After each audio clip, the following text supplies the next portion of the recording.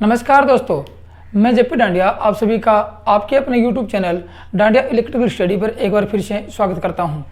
दोस्तों, आज के इस वीडियो में देखेंगे कि ट्रांसफार्मर की क्षमता क्या होती है, रेटिंग ऑफ ट्रांसफार्मर, और एक देखेंगे कि ट्रांसफार्मर में हैमिंग दोष क्या होता है। दोनों के दोनों क्वेश्चन मोस्ट इंपॉर्टेंट है। जैसे कि आप लोग देखोगे कि रेटिंग, ट्रांसफार्मर की रेटिंग केवीए में क्यों होती है, केडब्ल्यू में क्यों नहीं होती है, और केवीए में होती है तो किसके कारण होती है। यदि इसको केडब्ल्यू में रेटिंग करेंगी तो क्या प्रभाव पड़ेगा ट्रांसफार्मर के ऊपर। एक तो क्वेश्चन ये आता है, और दूसरा क्वेश्चन आता है कि ट्रांसफार्मर में हैमिंग दोष क्या होता है, हैमिंग दोष का ट्रांसफार्मर पर क्या प्रभाव होता है, क्यों उत्पन्न होता है, किसके कारण उत्पन्न होता है, उत्पन्न होगा तो अपने को कैसे पता लगेगा कि ट्रांसफार्मर में हैमिंग दोष उत्पन्न हो चुका है। या फिर ये देखेंगे कि ट्रांसफार्मर में जब हैमिंग दोष होता है तो क्या उसकी दक्षता प्रभावित होती है, क्या क्षमता प्रभावित होती है, क्या उसका कार्यचालन प्रभावित होता है, उसके बारे में देखेंगे। तो दोनों के दोनों क्वेश्चन बहुत मोस्ट इंपॉर्टेंट हैं और एग्जाम में आते ही रहते हैं इन दोनों क्वेश्चनों के बारे में। तो आप दोनों क्वेश्चनों की संपूर्ण जानकारी प्राप्त करेंगे और प्रत्येक कॉन्सेप्ट को क्लियर करेंगे। इसलिए आप वीडियो को जरूर पूरा देखना ताकि आपके मन में दोनों के क्वेश्चन के बारे में किसी प्रकार का डाउट न रह जाए। इसलिए पूर्ण रूप से अपने डाउट को क्लियर कर लेना और मैं अच्छी तरह से आपको संपूर्ण जानकारी प्राप्त दे देता हूँ। तो सबसे पहला क्वेश्चन आता है कि रेटिंग ऑफ ट्रांसफार्मर, ट्रांसफार्मर की क्षमता केवीए में क्यों दी जाती है, या फिर ट्रांसफार्मर की क्षमता किस में दी जाती है। ठीक है ना। तो अब सबसे पहला इसका आंसर एक छोटा सा निकल के आता है कि ट्रांसफार्मर की रेटिंग होती है क्या, रेटिंग, रेटिंग को क्षमता कहते हैं। रेटिंग किस में देंगे, केवीए में देंगे। एक तो ये आता है। अब सबसे बड़ी बात, क्षमता केवीए में क्यों देंगे, एक तो आते क्यों दी जाती है, केडब्ल्यू में क्यों नहीं दी। जबकि डीसी मशीन की बात की थी, जैसे डीसी जनरेटर 2 किलोवाट का, मशीन 5 किलोवाट की, या फिर मोटर 2 किलोवाट की, ये किलोवाट में होता है, लेकिन ये केवीए में होता है। ऐसा क्यों। एक और आता है, जैसे अल्टरनेटर की बात करेंगे, उसमें भी देखेंगे कि उसकी रेटिंग भी केवीए में दी जाती है। ऐसा क्यों, आज इसका खुलासा करेंगे। देखो, अब सबसे बड़ी बात है कि केवीए क्या है। आप लोगों ने, जब मैंने पॉलीफेज का चैप्टर या एसी का चैप्टर पढ़ाया था, तो आपको अच्छी तरह बताया था कि एसी में शक्तियाँ 3 प्रकार से होती हैं। एसी में शक्ति, पावर की बात करते हैं, 3 प्रकार से होते हैं। एक तो होती है आभासी शक्ति, एक वास्तविक शक्ति और एक प्रतिघाती शक्ति होती है। उन तीनों का एक पावर ट्रायंगल के हिसाब से या केवीए त्रिभुज के हिसाब से अच्छी तरह से पॉइंट टू पॉइंट समझा था।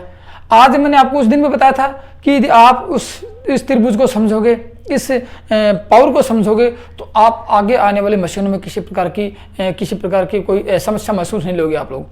फिर भी आपको ध्यान नहीं है, आप लोगों ने देखा है, वीडियो देखा है, लिखा है, नोट्स बनाए हैं, ध्यान नहीं है, तो मैं फिर दोबारा छोटा सा रिवीजन करवा दूंगा ताकि आपको आज समझने में थोड़ी आसानी हो जाए और किसी प्रकार की प्रॉब्लम नहीं हो। चलो देखो, मैं बताता हूँ। जैसे आप लोगों ने पावर देखी थी एसी में, जैसे मैं आपको ट्रायंगल दिखाता हूँ। जैसे मैंने आपको ट्रायंगल दिखाया, फिर ट्रांसफार्मर के बराबर बताता हूँ आपको। देखो, ऐसे दिखाया था। ये शक्ति कौन सी है, ये वाट में आती है।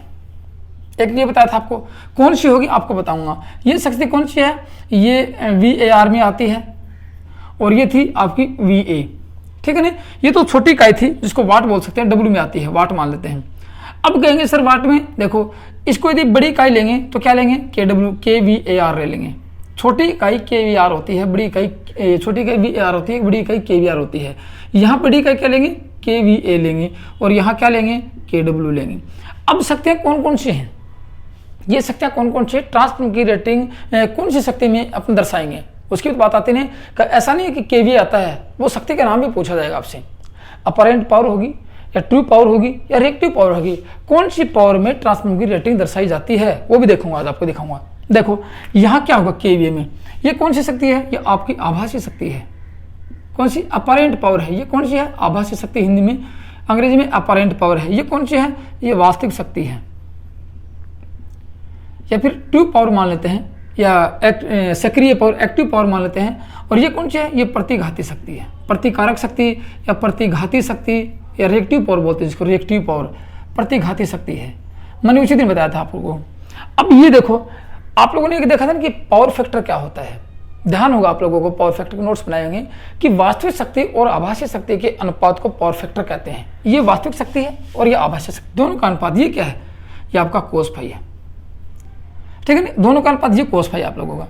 तो अब यदि cos फाई नहीं होगा, मान लीजिए कि आभासी शक्ति है, ये वास्तविक शक्ति है, ये cos फाई नहीं होता, 0 डिग्री होता, तो ये वास्तविक शक्ति आभासी शक्ति उठ के यहाँ आती। देखो मैं आपको दूसरा टेक्निक बता दूं, जैसे कि cos फाई होता ही नहीं आपके पास, कि cos फाई का मान 1 है, तो ये शक्ति यहाँ पे आती है। देखो ये शक्ति कौन सी आपकी, ये शक्ति आपकी है वास्तविक शक्ति, माना कि वास्तविक शक्ति है। अब आभासी शक्ति ये है और प्रतिकारक शक्ति इसकी विपरीत की यहाँ है, तो इस शक्ति को आप डाउन करोगे ऐसे, जैसे ये शक्ति यहाँ पे आ गई, कुछ कम हुई, मतलब कि करंट वोल्टेज के बीच का एंगल कम हुआ, कुछ शक्ति यहाँ पे आई, फिर ये शक्ति कम होती जाएगी, कुछ शक्ति यहाँ पे आई, ये शक्ति कम होगी, कुछ शक्ति मतलब ये शक्ति नीचे आएगी, ये शक्ति कम होती जाएगी। तो क्या होगा लास्ट में, यदि इस शक्ति का मान 0 होता है तो ये शक्ति दोनों बराबर हो जाती हैं, क्योंकि यही शक्ति प्रतिकारक शक्ति है जो इसको दोनों को अलग अलग बांटती है। तो कहने की बात ये आ गई कि ट्रांसफार्मर की रेटिंग किस में होती है, केवीए में होती है, अर्थात अपरेंट पावर में दी जाती है। याद रखना बात, केवीए शक्ति होती है, केवीए शक्ति का पता होना चाहिए आप लोगों को कि केवीए शक्ति कौन सी होती है, ये कौन सी है, अपरेंट पावर है। याद रखना कौन सा अपरेंट पावर, तो किस में देंगे, रेटिंग। रेटिंग का दूसरा शब्द निकल के आता है, अब बताऊंगा क्यों होती है। रेटिंग आभासी शक्ति में देंगे, किस में होती है, ट्रांसफार्मर की रेटिंग आभासी शक्ति में होती है, जिसको कहते हैं अपरेंट पावर। अपरेंट पावर में दर्शाई जाती है। ऐसा क्यों, प्रश्न ये भी आता है, ऐसा क्यों दर्शाई जाती है। अब मान लीजिए एक छोटी सी बात कहूँ आप लोगों को, जैसे कि आप लोग देखोगे कि ये cos फाई है, कोशिश सुना, पावर फैक्टर क्या था, करंट वोल्टेज के बीच बने कोण की वजह को पावर फैक्टर कहते हैं। किसके ऊपर डिपेंड करता है, ये डिपेंड करता है लोड पर, लोड कैसा है। अब आप सोचोगे कि वास्तविक शक्ति को, देखिए इन दोनों में संबंध है, ये आपका क्या है, ये पावर फैक्टर पैदा करती है और पैदा होगा तो वास्तविक शक्ति पीछे चली जाएगी और इन दोनों में डिफरेंट हो जाएगा। तो कह सकते हैं कि केवीए पावर की जब बात की जाए, ये क्या है, देखो वीए की बात करो, वोल्ट एम्पियर की बात करते हैं। मैं आपको एक छोटा सा उदाहरण दूंगा जो कि आपको अच्छी तरह समझ आओगी। वोल्ट एम्पियर की बात करें, यदि आप इसकी बात करोगे वाट की, तो आप लोगों को पता है वाट क्या होता है, किलो वाट बराबर वी आई और कोस फाई। ये क्या है, वी आई तो है, वोल्टेज और एम्पियर दोनों वी आई है, वोल्टेज, इसको कोस फाई को साथ में ले लेंगे तो क्या मिल जाएगा, के डब्ल्यू मिल जाएगी। लेकिन देखो कोस फाई को ले क्या मिल जाएगा, ये मिल जाएगा आपको वी आई। तो कह सकते हैं कि वी आई क्या है, के डब्ल्यू बराबर के वी ए। वी आई क्या है, वी वोल्ट एम्पियर क्या है, K V A into cos phi. तो यदि अपरेंट पावर के साथ पावर फैक्टर को मल्टीप्लाई कर दिया जाए तो के डब्ल्यू मिल जाता है। लेकिन एक छोटा सा उदाहरण दूंगा आप लोगों को मैं, याद रखना बात। ये सबसे पहले देखो कि कोस फाई किसके ऊपर निर्भर करता है, ये लोड पर निर्भर करता है, लोड पर भार के ऊपर निर्भर करता है, भार कैसा है। यदि आर है तो पावर फैक्टर यूनिटी होगा, और यदि एल लोड है, इंडक्टिव लोड होगा तो लैगिंग होगा। कैसा होगा, लैगिंग होगा। यदि कैपेसिटिव लोड है तो लीडिंग होगा। तो मतलब ये कहने की बात आ गई कि पावर फैक्टर लोड के ऊपर डिपेंड होता है, लोड कैसा है। समझ गए बात, ये हो गया लोड के ऊपर डिपेंड। अब आपको बताता हूँ छोटा सा उदाहरण देके, जैसे मान लीजिए कि आप लोगों ने एक मोटर लगाई, रेटिंग की बात करेंगे, ये एक मोटर लगाई, जैसे इंडक्शन मोटर ले लिया आप लोगों ने एक एसी की। अब आप लोग ये देखना कि आप मोटर को क्या देते हो, गौर से सुनना। आप लोगों ने मोटर को इनपुट में क्या दिया, एक फेज दिया, एक न्यूट्रल दिया। ये तो है आपके पास, एक फेज दिया, ये फेज होगा आप लोगों का और ये न्यूट्रल होगा। एक फेज दिया और एक न्यूट्रल दिया। अब सपोज कीजिए अंदर क्या है, एल है इंडक्टर, क्योंकि कॉइल है, एल लोड है। आपको थोड़ी पता कि अंदर एल लोड है, कुछ सही है। आप लोगों ने मोटर को ये दिया सिर्फ, तो ये कौन सी है, वी और आई, करंट और वोल्टेज दिया आप लोगों ने मोटर को। लेकिन अंदर क्या उत्पन्न हो गया, कोस फाई हो गया, पावर फैक्टर हो गया, इन दोनों में डिफरेंट हो गया। ये अंदर की प्रतिक्रिया होगी कि इन दोनों में डिफरेंट उत्पन्न हो गया, आपको पता ही नहीं अंदर क्या है। इन दोनों में इंडक्टिव लोड के कारण क्या है कि इन दोनों में कुछ डिफरेंट कोण बन गया, जिसको कहते हैं ये करंट वोल्टेज से पीछे चलेगी और कोस फाई उत्पन्न हो गया, जो लेगिंग हो गया। अब कोस फाई लेगिंग हो गया। अब सपोज कीजिए ये आप लोगों ने देख किसकी अपने कौन सी पावर दी, केवीए, अंदर शक्ति कौन सी खपत हुई। आप लोगों को पता है कि कोस फाई जहाँ पे होगा निर्भर होगा, दक्षता होगी, दक्षता के बाद हानियाँ होंगी, हानियों मिलने के बाद आपको क्या मिलेगा, आउटपुट मिलेगी, यहाँ पे आउटपुट मिलेगी। तो ये हानियाँ होंगी ना, ये जो अब देखोगे हानियाँ और कोस फाई नहीं होता तो यहाँ पूरी पावर मिल जाती है आपको। तो कह सकते हैं कि यहाँ से आपको पता नहीं होने के कारण आपने वोल्ट एम्पीयर दिया, इसके अंदर होगा तो वास्तविक शक्ति कौन सी खपत हुई, ये तो वास्तविक नहीं है, आप लोगों ने दी है, खपत कौन सी शक्ति हुई है यहाँ पे। तो कह सकते हैं ये दिया वो और इंटू कोस फाई, ये हो गए, इसमें दिया वो और ये लोड के ऊपर डिपेंड होगा क्या इस मोटर के अंदर कौन सा कैपेसिटिव लोड होगा, या कैपेसिटिव लोड भी हो सकता है, सिंगल फेस मोटर में कैपेसिटर लगा देंगे कैपेसिटिव लोड हो जाएगा, ठीक है ना। तो ये होगा कि इसके अंदर ये होगी आपकी वास्तविक शक्ति खपत, लेकिन आपने दी तो ये थी, कोस फाई नहीं होता। अब मान लीजिए यहाँ पे कोस फाई नहीं होता, रजिस्टिव लोड लगा दिया और कोस फाई नहीं हुआ, तो कह सकते हैं कि इसमें एक पावर फैक्टर होगा तो ये शक्ति और ये शक्ति दोनों बराबर हो सकती हैं। क्योंकि एक पावर फैक्टर कब होता है कि V और I के बीच में 0 डिग्री का कोण होता है, तो V और I cos फाई का मान 1 होता है, और 1 होता है तो KW और KVA दोनों बराबर हो सकते हैं। चलो मैं अब ट्रांसफार्मर की बात करता हूँ। देखो ट्रांसफार्मर कैसा होता है, इसके KVA की बात करें तो ये मैंने एक मोटर का छोटा उदाहरण दिया था। अब मान लीजिए कि आप लोगों को बताता हूँ मैं, ये एक ट्रांसफार्मर लेते हैं,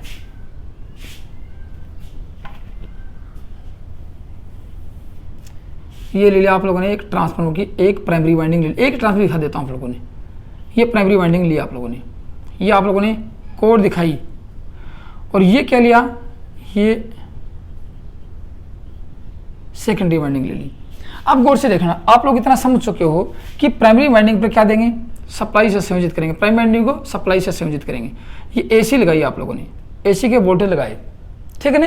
अब AC कैसी है आप लोगों को पता है, परिवर्तनशील है, ठीक है। अब उससे क्या होगा, यहाँ चुंबकीय फ्लक्स उत्पन्न होगा, यहाँ धारा प्रवाहित होगी, तो वोल्टेज दिया, धारा प्रवाहित हो, क्या दिया आप लोगों ने, इसको VI ऊर्जा पावर दे दी, VI पावर दी, V एम्पियर, VI पावर दी आप लोगों ने, ये पावर दी VI, तो कौन सी पावर दे दी, VI का मतलब वोल्ट एम्पियर, आभासी शक्ति दी आप लोगों ने। क्यों, देखिए आप लोग ये दोगे, आप लोग पावर थोड़ी दोगे कि हमने cos फाइव दे दिया या हमने करंट भी उत्पन्न कर दिया या करंट वोल्टेज के बीच कोण भी उत्पन्न कर दिया, ऐसा नहीं दिया आप लोगों ने। तो क्या दिया, VI दिया आप लोगों ने। लेकिन यहाँ फ्लक्स के कारण क्या हुआ, इसमें देखो और से देखना, ये फ्लक्स के कारण इसमें उत्पन्न हुआ, इसमें वोल्टेज उत्पन्न हो गया। लेकिन अब देखना, यहाँ पे मैंने इंडक्टिव लोड लगा दिया, एक इंडक्टिव लोड लगा दिया मैंने, यहाँ दिखा देता हूँ आपको, आपने यहाँ क्या लगा दिया, लोड लगा दिया। अब लोड कितने प्रकार का हो सकता है, अब देखो लोड कितने प्रकार का हो सकता है, जैसे R लोड हो सकता है, रजिस्टिव लोड हो सकता है, L इंडक्टिव लोड हो सकता है, C लोड हो सकता है, यहाँ यूनिटी पावर फैक्टर रहेगा, यहाँ लैगिंग रहेगा, यहाँ लीड रहेगा, ठीक है। अब पावर फैक्टर रहेगा तो क्या होगा इसमें, आप लोगों को पता कि लोड ये पावर फैक्टर किस पे डिपेंड हो गया, यहाँ cos फाई हो, cos फाई किस पे, लोड पे डिपेंड हो गया, यहाँ पे होगा ना, लोड के ऊपर डिपेंड। अब आप लोग देखोगे, आपको ये थोड़ी पता कि लोड कैसा, आप लोगों ने वोल्ट एम्पेयर दिया, तो आप लोग क्या चाहोगे, यहाँ वोल्ट एम्पेयर ही मिले, यहाँ क्या मिले, वोल्ट एम्पेयर ही मिले। यदि आपको ये पता लग जाए कि यहाँ पे cos फाई निर्धारित मिलेगा आप लोगों को, तो आप उसकी रेटिंग KW में भी दे सकते हो, ठीक है ना। तो लोड का पता नहीं होने के कारण क्या होगा, लोड का हमें पता नहीं है कि आगे कौन सा लोड लगाएंगे, यहाँ धारा प्रवाहित होगी, लोड लगाया, धारा प्रवाहित हुई, कौन सा लोड लगाया, R लगाया, L लगाया, C लोड लगाया, लोड का पता नहीं होता है। अब आप लोगों ने क्या कौन सी पावर दी, VA पावर दी, cos फाई आप लोगों ने दिया नहीं, करंट वोल्टेज के बीच का कोण एंगल बनाया नहीं, लेकिन यहाँ पे वो एंगल बन गया, तो cos फाई होती ही क्या करेगी, पावर की खपत कम होगी, पावर की खपत, ये कि यहाँ पे जो वास्तविक शक्ति है वो घट जाएगी इसकी। तो क्या कहेंगे कि लोड का पता नहीं होने के कारण या फिर पावर फैक्टर का पता नहीं होने के कारण, और यहाँ पे इसकी शक्ति KVA में दी जाती है। यदि पावर फैक्टर पता होता तो आपको क्या देते, इसकी रेटिंग KW में दे देते। आपसे पूछा जाए कि ट्रांसफार्मर का पावर फैक्टर हमें पता है, तो उसकी रेटिंग किस में दे सकते हो आप लोग, उसकी रेटिंग KW में दे सकते हैं। इसलिए हम क्या लिख सकते हैं कि लोड का हमें पता नहीं होता है कि लोड R है, लोड L है, लोड C है, इसलिए मशीन को आसानी से या मशीन की रेटिंग जो होती है वो आभासी शक्ति में देते हैं, इसलिए मशीन की रेटिंग आभासी शक्ति में देते हैं। और ये कैसा होता है, जैसे यहाँ पे बात करें, यहाँ cos फाई आ गया, आप लोगों ने क्या दिया, KVA दिया, गौर से सुनना, यहाँ क्या मिलेगा, KVA मिलेगा, यहाँ भी क्या मिलेगा, आउटपुट में KVA मिलेगा, क्योंकि पता नहीं अपने को। तो अब अंदर क्या प्रक्रिया हुई, ये अंदर ही cos फाई उत्पन्न हुआ, लॉस हुआ, ठीक है ना, लॉस से दक्षता घटी, cos फाई हुआ। अब cos फाई से क्या होगा, वो वास्तविक शक्ति पूछा जाएगा कि वास्तविक शक्ति कितनी होगी। यदि इसमें पूछा जाए कि वास्तविक शक्ति कितनी होगी, तो KW वास्तविक शक्ति होती है, जिसको कहते हैं KVA इंटू cos फाई, ये वास्तविक शक्ति होगी, लेकिन KVA से हमेशा कम होगी। याद रखना, वास्तविक शक्ति, ये शक्ति हमेशा इससे कम होगी, वास्तविक शक्ति KVA से हमेशा कम होती है। देख लो, वास्तविक शक्ति हमेशा KVA से कम होती है, कि KVA पावर से हमेशा KW शक्ति कम होती है, इसलिए ट्रांसफार्मर की रेटिंग हमेशा KVA में ही दी जाती है। क्यों दी जाती है, क्योंकि लोड का पता नहीं होता है, इसलिए लोड का पता नहीं होता तो पावर फैक्टर का पता नहीं होता है। पावर फैक्टर अज्ञात होने के कारण, क्या कहेंगे, पावर फैक्टर अज्ञात होने के कारण ट्रांसफार्मर की रेटिंग हमेशा KVA में दी जाती है, क्योंकि इसको KVA पावर ही देते हैं। ट्रांसफार्मर को शुरू में कौन सी पावर देते हैं, KVA पावर देते हैं, आपको लास्ट में कौन सी मिलती है, KVA मिलती है, बीच की कौन सी शक्ति है, KW शक्ति है। क्यों घटती है, उस पावर फैक्टर के कारण घटती है। पावर फैक्टर का मान 1 कर दिया जाए, अब सोचने वाली बात है। देखो केवीए क्या है, जैसे मैं आपको एक छोटा सा उदाहरण देता हूँ आप लोगों को, समझना मेरी बात को। छोटा उदाहरण दूँ, जैसे एक 100 केवीए का ट्रांसफार्मर लेते हैं, गौर से सुनना मेरी बात, मैं यहीं उसका उदाहरण दे देता हूँ। जैसे एक 100 केवीए का ट्रांसफार्मर लिया आप लोगों ने, 100 केवीए, गौर से सुनना, यहाँ कितने दी, 100 केवीए की पावर दी। इसका मतलब करंट और वोल्टेज का गुणनफल कितना है यहाँ पे, क्योंकि V और A है, दोनों का गुणनफल कितना है, 100 केवीए। याद रखना 100 केवीए की पावर दी आप लोगों ने, केवीए। अब आगे पूछा जाए कि इंडक्टिव लोड से संयोजित है, यहाँ लोड कौन सा लगाया, इंडक्टिव लोड लगा दिया, L लोड लगाया और उसका पावर फैक्टर दे दिया आप लोगों ने 0.8। कैसा होगा, लैगिंग होगा। गौर से सुनना मेरी बात, पावर फैक्टर हो लैगिंग होगा, कितना होगा 0.8। तो cos फाई का मान कितना दिया आप लोगों को, 0.8 दिया। तो आप बता सकते हो कि इसकी वास्तविक शक्ति कितनी हो सकती है, या यह अधिक होगी या ये अधिक होगी। मतलब कि अब बात करेंगे, देखो अब केडब्ल्यू की बात की जाए कि वास्तविक शक्ति क्या होगी, इस ट्रांसफार्मर की वास्तविक शक्ति किलोवाट में कितनी होगी, या फिर केवीए से अधिक होगी कम होगी। तो देखो केडब्ल्यू बराबर होता है केवीए इंटू कोस फाई। अब गौर से सुनना, केवीए का मान आपके पास 100 है और ये है 0.8। गौर से सुनना, तो यहाँ कितनी मिलेगी आपको, 80 वाट, 80 किलोवाट, 80 किलोवाट ये शक्ति मिलेगी आपको। 100 किलोवाट केवीए की लगाई थी, 80 किलोवाट, 20 किलोवाट की शक्ति कम हो चुकी है। 20 किलोवाट की शक्ति, इसका मतलब कि एक्चुअल पावर कितनी है, इसकी वास्तविक खपत कितनी, ये आपको वास्तविक पावर कितनी दे सकता है। आप इसके ऊपर 80 वाट का लोड लगा सकते हो।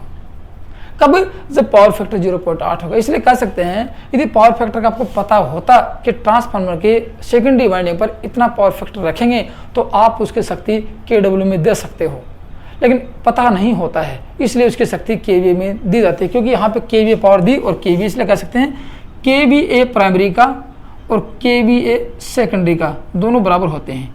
बीच में केडब्ल्यू होता है जो इससे कम होता है, इसलिए कह सकते हैं केडब्ल्यू लेस देन केवीए। किसके कारण, उस पावर फैक्टर के कारण कम होती है, इसलिए केडब्ल्यू नहीं होता है। अब आप मान लीजिए कि हाँ 0.8 के बारे में आपको 80 किलोवाट की पावर कर दें कि वास्तविक शक्ति 80 किलोवाट देगा आपको, नहीं। फिर यदि पावर फैक्टर घट गया तो फिर 70 किलोवाट देगा। अब सपोज कीजिए आप पावर फैक्टर 1 कर देते हो, इसका पावर फैक्टर 1 कर दें कि यहाँ पे रजिस्टिव लोड लगा दिए, प्योर रजिस्टिव लोड, तो कितनी पावर देगा आप लोगों को। तो फिर कह सकते हैं, क्योंकि 1 लगाए तो 1 से गुणा करेंगे, तो कह सकते हैं केवीए बराबर केडब्ल्यू। आभासी शक्ति और वास्तविक शक्ति दोनों बराबर हो सकती हैं। कब, जब अगले सेकेंडरी का पावर फैक्टर 1 होगा तो। ठीक है, ये 20 किलोवाट की शक्ति जो खपत हुई है पावर फैक्टर, ये कहाँ गई, 20 किलोवाट की शक्ति कहाँ गई, ये आप लोग समझ गए कि केडब्ल्यू से केवीए कम है, केडब्ल्यू से केवीए कम है, नहीं सॉरी, केवीए से केडब्ल्यू कम है। तो कितने कम है, ये कह सकते हैं केवीए बराबर केडब्ल्यू। अब भाई ये लेस देन है तो कह सकते हैं ये कम होगी इससे, सॉरी ये कम हो गई, होगी नहीं, केवीए अधिक होगी, केडब्ल्यू कम होगी। वो 20 किलोवाट की शक्ति कम होती है, वो लॉस चले जाते हैं, वो क्या होंगे, लॉस हो जाएंगे। लॉस कौन कौन से होंगी, देखो लॉस आपके पास एक तो कॉपर लॉस I²R होता है, धारा पे डिपेंड हो गया, और एक होता है आयरन लॉस जो कि फ्लक्स पे डिपेंड होता है, जो वोल्टेज पे डिपेंड होता है। ये तो हो गया धारा पे डिपेंड, और ये हो गया वोल्टेज पे डिपेंड। तो इसमें ये शक्ति तो मतलब कि ये जो अपने जो लॉस है, जो हानि, वो तो स्थिर है, आयरन लॉस तो, लेकिन ये हानि उस लोड के बराबर घटती बढ़ती रहती है। इसलिए ये हानि जितनी बढ़ेगी उतनी केडब्ल्यू का मान कम होता जाएगा। ये हानि किसके ऊपर डिपेंड होगी, लोड पे। लोड किस पे डिपेंड हो गया, लोड अपना RLC, ये तीनों लोड हैं। अब लोड के अनुसार पावर फैक्टर होगा, पावर फैक्टर से हानियों का मान बदलता रहेगा, इसलिए कह सकते हैं पावर फैक्टर पर ही पूरा डिपेंड होता है, याद रखना बात। इसलिए मशीन की आउटपुट में पावर फैक्टर व लोड का पता नहीं होने के कारण ट्रांसफार्मर की रेटिंग हमेशा किस में दी जाती है, ट्रांसफार्मर की रेटिंग हमेशा केवीए में दी जाती है, और केडब्ल्यू का मान केवीए से हमेशा कम ही होता है। बराबर रखने के लिए पावर फैक्टर का मान 1 आपको रखना पड़ेगा। ये आपका एक क्वेश्चन का आंसर था। दूसरे क्वेश्चन की बात करते हैं कि ट्रांसफार्मर में हैमिंग दोष क्या होता है। हैमिंग दोष की बात करते हैं, ठीक है ना। हैमिंग दोष आपको मैं इसी में बता देता हूँ, देखो गौर से सुनना मेरी बात। यानी कोर क्यों नहीं, देखो ये आपकी क्या है, कोर है। अब आप लोग समझना, मैं हैमिंग दोष की बात कर रहा हूं, हैमिंग दोष की पूरी चर्चा करेंगे। हैमिंग दोष क्या होता है, देखो अब हैमिंग दोष में क्या होगा, जैसे आप लोगों ने ये कोर ली, देखो अब कोर में क्या होगा, आप लोगों ने यहाँ एसी प्रवाहित करवाई। एसी कैसी है, परिवर्तनशील है, देखना एसी कैसी है, परिवर्तनशील एसी है। अब परिवर्तनशील, जैसे कोर की बात करें, मैं यहाँ कोर ले लेता हूँ, देखो ये कोर ली, वो कोर पे आप लोगों ने क्या कर दिया, वाइंडिंग कर दी, कोर पे क्या की, वाइंडिंग की, और वाइंडिंग में क्या दिया आप लोगों ने, एसी प्रवाहित करवाई। एसी में ये प्लस जहाँ पे जाएगा तो ये कोर चुंबक बनेगी, एन पोल माना कि यहाँ एस पोल यहाँ पे है। फिर ये आएगा, जैसे 180 डिग्री के बाद में इसकी दिशा बदलेगी तो एस पोल ये बनेगा, एन पोल ये बनेगा। तो इसकी ध्रुवता बदलती रहती है, किसकी, कोर की ध्रुवता। कोर चुंबकित हो, ये कोर इसकी ये ध्रुवता बदलती रहेगी। तो ये ध्रुवता कब बदलेगी, एक साइकिल में 2 बार। तो ये एक बार तो पॉजिटिव रहेगी, एन रहेगी, और एक बार एस रहेगी, फिर ये वापस बदल जाएगी। तो एक बार में इसकी ध्रुवता 2 बार बदलती है, एक साइकिल में इसकी ध्रुवता 2 बार बदलती है। तो उसी प्रकार ये कोर है। कोर में क्या होगा, जैसे एक कोर ये है, कोर से सुनना, एक कोर ये है, इस प्रकार के असंख्य कोर होते हैं। कैसे होते हैं आपको दिखाता हूँ, देखो कोर में आपको कोर के डिजाइन कैसे होते हैं। जैसे ये कोर ले लेते हैं, यहाँ पे ये ट्रांसफार्मर लिया और ये कोर दिखाई आप लोगों को मैंने, ये कोर दिखाई, ये कोर है। इस कोर को ऐसे दिखा देता हूँ आप लोगों को, देखो ये कोर है और ये इसकी स्वरूप है, ये इसको देखो, ये कोर है, ऐसे ये कोर है। असंख्य कोर होते हैं, किसमें होते, ई आकृति की, एल आकृति की, या फिर यू आकृति की, ऐसे होते हैं। इस पे आप लोग वाइंडिंग कर देते हो, देखो ये वाइंडिंग कर दी। अब देखो क्या होगा, यहाँ एसी प्रवाहित करवाई आप लोगों ने, तो उससे क्या होगा, ये कोर एक बार चुंबकित होगी, ये कोर क्या होगी, एक बार चुंबकित होगी, एक बार अनुचुंबकित होगी। एक कोर की बात की जाए, कोर किस कहते हैं, सिलिकॉन स्टील की लेमिनेटेड पत्तियों से बनी होती है। कोर सिलिकॉन स्टील की लेमिनेटेड पत्तियों से बनी होती है। तो एक बार ये चुंबकित होंगी, एक बार जब एसी का मान यहाँ पहुंचेगा तो ये चुंबकित हो जाएगी, यहाँ एन बनेगा, यहाँ एस बनेगा। फिर उसके बाद क्या होगा, ये 0 आएगी तो इसमें कोई चुंबकत्व नहीं होगा। फिर ये यहाँ एन बनेगा, इसकी ध्रुवता बदलती रहेगी। तो जब माना कि यहाँ एन बन गया तो कोर सारी मतलब चुंबकित होंगी, तो आपस में ये चुंबकित भी एन बनेगी, ये कोर भी एन बनेगी, ये कोर भी, तो ये धकेलेंगे एक दूसरे को, यहाँ ये भी धकेलेंगे, एस बन गया, यहाँ धकेलेंगे। लेकिन एक पल के बाद में यहाँ क्या होगा, एस बनेगा, यहाँ एस बन जाएगा, यहाँ एन बन गया, तो फिर ये आकर्षित करेंगे। तो कुछ कोर आकर्षित होंगे, कुछ प्रतिकर्षित होंगे, आपस में दूर दूर जाएंगे, पास पास आएंगे। क्यों, क्योंकि एसी की साइकिल बदलती रहती है। इसलिए कह सकते हैं एसी के कारण कोर की ध्रुवता बदलती रहती है। किसके कारण, ट्रांसफार्मर में जब एसी ट्रांसफार्मर को एसी से संयोजित किया जाता है तो वाइंडिंग में परिवर्तनशील चुंबकीय फ्लक्स होता है। परिवर्तनशील चुंबकीय फ्लक्स से कोर भी चुंबकित होती रहती है, लेकिन कोर का चुंबकत्व बदलता रहता है और कोर की ध्रुवता बदलती रहती है। तो एक बार अनुचुंबकित होगी तो एक बार एन बनेगा, इधर एस बनेगा, फिर इधर मतलब एन पोल बनेगा, इधर एस पोल बन जाएगा। तो कोर चुंबकित व अनुचुंबकित होती रहेंगी। किसमें, एक साइकिल में 2 बार चुंबकित होगी, 2 बार अनुचुंबकित होगी, 2 बार चुंबकित होगी, 2 बार अनुचुंबकित होगी, और दोनों बार ध्रुवता बदलती रहेगी। इसलिए एसी की ध्रुवता बदलने से कोर की ध्रुवता बदलती है, जिससे क्या होता है कि एक बार प्रतिकर्षित कोर प्रतिकर्षित होंगे, एक बार आकर्षित होंगे, कोर प्रतिकर्षित होंगे, आकर्षित होंगे। तो क्या होगा, दोनों आपस में सभी कोरों में कंपन होगा। दोनों सभी कोर एक बार धकेलेंगे, एक बार आकर्षित, तो कंपन होगा। वहां पे कंपन होगा तो क्या होगा, आवाज उत्पन्न होगी। कंपन होगा तो क्या आवाज उत्पन्न होगी। अब जब देखते हैं ना किसी मशीन के पास, किसी ट्रांसफार्मर में जाते हैं तो वहां कोई घूमने वाला भाग नहीं होता है, फिर भी टू टू गूं गूं के गुंजन स्वर आता है। ट्रांसफार्मर के पास से गुजरते किसी भी प्रकार का ट्रांसफार्मर देखो, गुंजन स्वर आता है। क्यों, क्योंकि कोर में क्या हो रहा है, हैमिंग दोष हो रहा है। कोर में क्या है, हैमिंग दोष हो रहा है, जिसके कारण कोर में गुंजन स्वर होता है, और उस गुंजन स्वर को ही हैमिंग दोष कहते हैं। अब ये होता है कि कोर में गुंजन स्वर क्यों हुआ, एसी के कारण हुआ। अब कहते सर डीसी से लगा दे तो पहले बात तो वाइंडिंग जल जाएगी, और वाइंडिंग को आपने बचा भी लिया किसी प्रकार से, तो यहाँ ध्रुवता नहीं बदलेगी। तो ध्रुवता नहीं बदलने से क्या होगा, कोर में कोई गुंजन स्वर नहीं होगा। इसलिए उस एसी की ध्रुवता, एसी की दिशा बदलने के कारण कोर में ध्रुवता बदलती है। कोर में ध्रुवता बदलेगी तो वहाँ पे कोर चुंबकित अनुचुंबकित होंगी, चुंबकित अनुचुंबकित होंगी तो वहाँ पे आकर्षण प्रतिकर्षण होगा, जिससे क्या होगा, उनमें आपस में टकराना होगा। दोनों एक दूसरे को टकराएंगे तो क्या होगा, गुंजन स्वर होगा, आवाज उत्पन्न होगी वहाँ पे। कैसी, गुंजन स्वर। जैसे किसी ट्रांसफार्मर के पास जाओगे तो गुंजन स्वर क्या होगा आगे, तो वो क्या है, वो एक ट्रांसफार्मर का हैमिंग दोष है। ट्रांसफार्मर में क्या हो गया, हैमिंग दोष हो गया। अब इसको दूर कैसे करेंगे, कम कैसे, दूर नहीं होने वाला है, कम कैसे करेंगे। कम इसलिए कर सकते हैं कि इन कोरों को आपस में नट बोल्ट और रिवेट के द्वारा कस देंगे। ये नट बोल्ट लगाया, ये रिवेट लगाई और आपस में कस दिया इनको, इन कोरों को आपस में कस देंगे। जितना कसोगे, जितना कोर को नट बोल्ट से टाइट करेंगे, उतना ही गुंजन स्वर कम होगा। तो क्या कह सकते हैं, कोर में हैमिंग दोष क्यों हुआ, कोर ढीली होने के कारण। कोर जितनी ढीली होंगी उतना ही गुंजन स्वर अधिक होगा, उतना ही वो अधिक टकराएंगे, अधिक गुंजन स्वर होगा, अधिक आवाज उत्पन्न होगी। हाँ, समझ गए बात। तो कह सकते हैं कोर ढीली होने के कारण ट्रांसफार्मर में हैमिंग दोष उत्पन्न होता है। एसी की ध्रुवता बदलने के कारण ट्रांसफार्मर में एसी बदलेंगे, एसी की दिशा बदलेगी, उसमें उत्पन्न होता है। तो कोर के ढीली होने के कारण हैमिंग दोष उत्पन्न हुआ।